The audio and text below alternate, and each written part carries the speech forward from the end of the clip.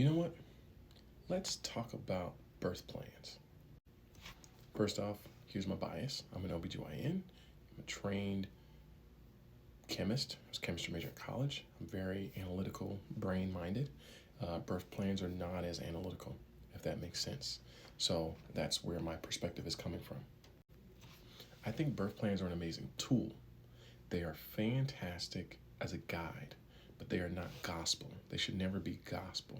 What is written on that page that you sometimes will hand to somebody or not hand to someone should not be the dead on gospel of what must happen while you are in labor.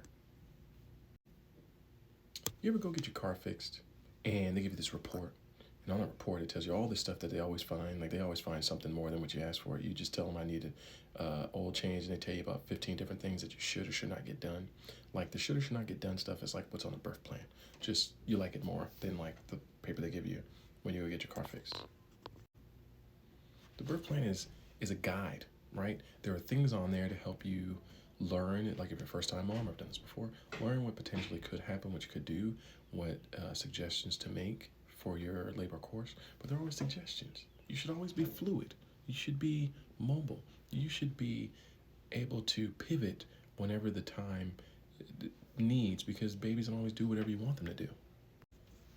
So I'm not against birth plans at all. I think they're fantastic. I think they're a great tool, but that's what they are. They're a tool, right?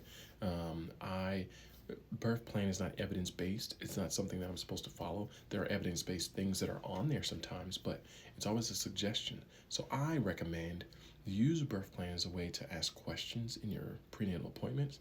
Use it as a way to create dialogue while you're in labor, and as a way to help inform and better inform yourself for what's to come when you are in labor. And a birth plan is much different if you're in induction versus you show up in labor.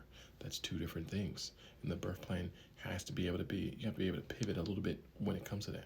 Also, if you had a prior C-section versus not, you got to be able to pivot. Birth plan has to be completely separate and different depending on that background. So there's a lot of different factors there. So my big take is just use it as a tool. It's a guide. It's not gospel. And it's supposed to help you and your provider understand your wishes and help you be more comfortable with your care. That's all. That's it. The end. My bad. I'm not trying to offend nobody. I'm just saying birth plans are good. They're fantastic. If you want to know more about birth plans, check out my YouTube page, Dr. Ahan Hunter, and know more. I have a long video all about it, and you can fuss at me in all the comments. Thanks.